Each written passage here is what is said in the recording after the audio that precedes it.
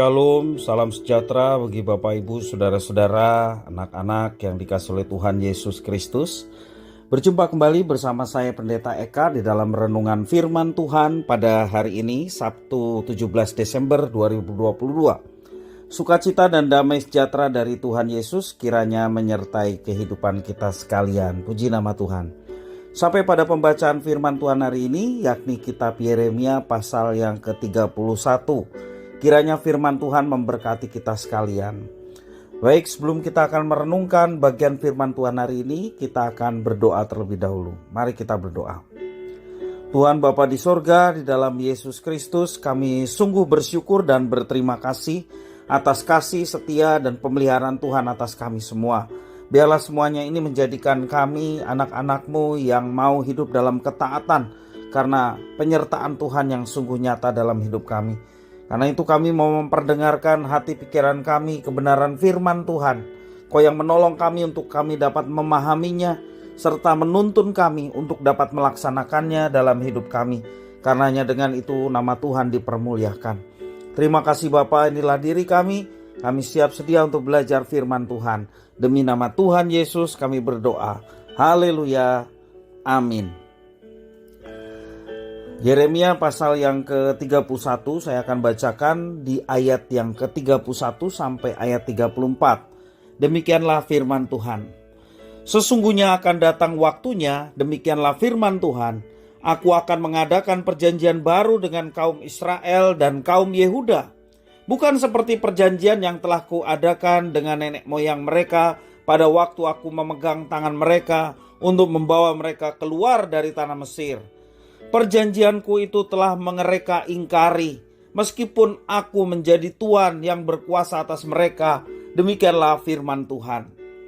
Tetapi beginilah perjanjianku yang kuadakan dengan kaum Israel sesudah waktu itu. Demikianlah firman Tuhan. Aku akan menaruh Tauratku dalam batin mereka dan menuliskannya dalam hati mereka. Maka aku akan menjadi Allah mereka dan mereka akan menjadi umatku. Dan tidak usah lagi orang mengajar sesamanya atau mengajar saudaranya dengan mengatakan, kenalah Tuhan, sebab mereka semua besar kecil akan mengenal aku. Demikianlah firman Tuhan, sebab aku akan mengampuni kesalahan mereka dan tidak lagi mengingat dosa mereka. Bapak Ibu, saudara-saudara yang dikasihi oleh Tuhan, pernikahan merupakan ikatan perjanjian antara dua orang insan untuk hidup bersama selama-lamanya. Karena itu perselingkuhan menjadi sangat menyakitkan dalam sebuah pernikahan. Hubungan antara Tuhan dan umatnya digambarkan sebagai ikatan perjanjian antara dua pihak, yakni Tuhan sebagai Allah umatnya dan Israel sebagai umatnya.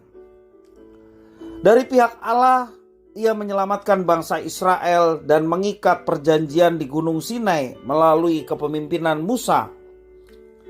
Dari pihak Israel, mereka berjanji akan senantiasa setia kepada Tuhan Allah. Tetapi pada akhirnya, bangsa Israel mengkhianati ikatan perjanjian itu. Bangsa Israel meninggalkan Tuhan dan mengikuti ilah-ilah asing, bagaikan istri yang sudah melakukan perzinahan. Namun sekali lagi dari pihak Tuhan sendiri, ia akan memulihkan kembali ikatan perjanjian. Dikatakan di dalam ayat yang ke-33.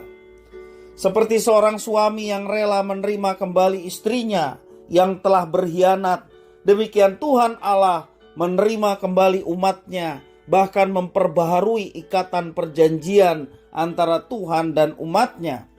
Tuhan Allah akan mengikat perjanjiannya secara personal dengan setiap umatnya. Dan seringkali perjanjian ini disebut perjanjian yang baru. Dengan demikian setiap orang akan mengenal Tuhan secara pribadi dan memiliki Taurat di dalam hatinya. Dan perikop yang kita baca ini menunjukkan satu ikatan perjanjian baru dari Tuhan dengan manusia, umatnya. Setiap orang yang berdosa, yang mau menerima Yesus, akan menerima ikatan perjanjian baru di dalam hatinya. Ia menjadi umat Tuhan dan Yesus akan menjadi Tuhannya, dan hasilnya ia akan mengenal Tuhan secara pribadi. Bapak, Ibu, saudara-saudara yang dikasihi oleh Tuhan, sebagai orang yang berdosa, kita semua bagaikan pengkhianat. Akan tetapi Tuhan Allah dari pihaknya sendiri mau menerima kita dan mengikat kembali perjanjiannya dengan kita. Kita patut menyatakan kasih yang baru kepada Tuhan, yakni kasih seorang yang diterima kembali, yang mau mengabdi dengan sungguh-sungguh kepada Tuhan. Salah satu pengabdian yang kita melakukan kepada Tuhan adalah dengan melayani Tuhan dengan sungguh-sungguh. Kita melayani Tuhan karena digerakkan oleh kasih yang baru dalam satu ikatan perjanjian baru. Bukan sekedar aktivitas keagamaan. Kita meyakini ketika hubungan kita dengan Tuhan baik karena sudah diperbarui dalam ikatan perjanjian baru dengan Tuhan Yesus, maka aktivitas keagamaan pun akan mengikutinya.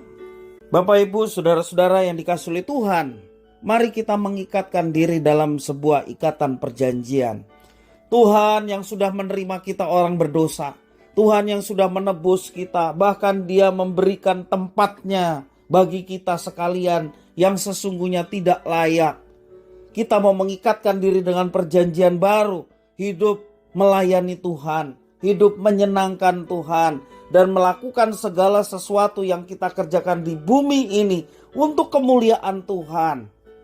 Jadi kita yang sudah ditebus, kita tidak mau hidup kita itu menjadi sia-sia.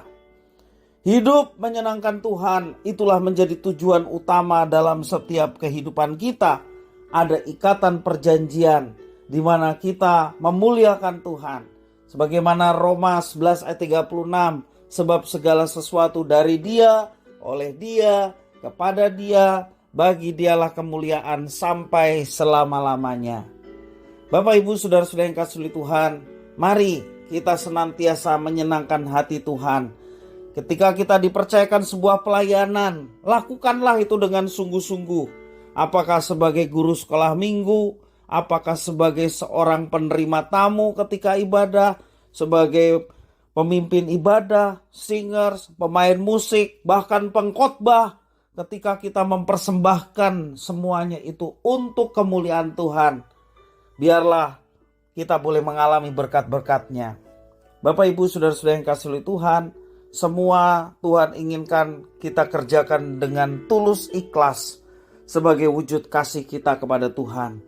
Dan alamilah penyertaan-Nya yang nyata, alamilah berkat-berkat-Nya yang nyata dalam setiap kehidupan kita. Kiranya firman Tuhan ini memberkati kita sekalian. Mari kita berdoa. Tuhan Allah Bapa di surga, di dalam Yesus Kristus kami bersyukur atas firman Tuhan. Kami mau mengikatkan diri dalam ikatan perjanjian baru bersama Tuhan kami Yesus Kristus yang telah menerima kami sebagai umat-Nya. Dan kami mau mengikatkan diri dengan perjanjian untuk hidup dalam ketaatan dan melayani Tuhan. Hidup kami dipakai oleh Tuhan sehingga nama Tuhan dipermuliakan. Terima kasih ya Tuhan, inilah diri kami sedia menjadi pelaku-pelaku firman. Demi nama Tuhan kami Yesus Kristus, kami sudah berdoa dan bersyukur. Haleluya. Amin.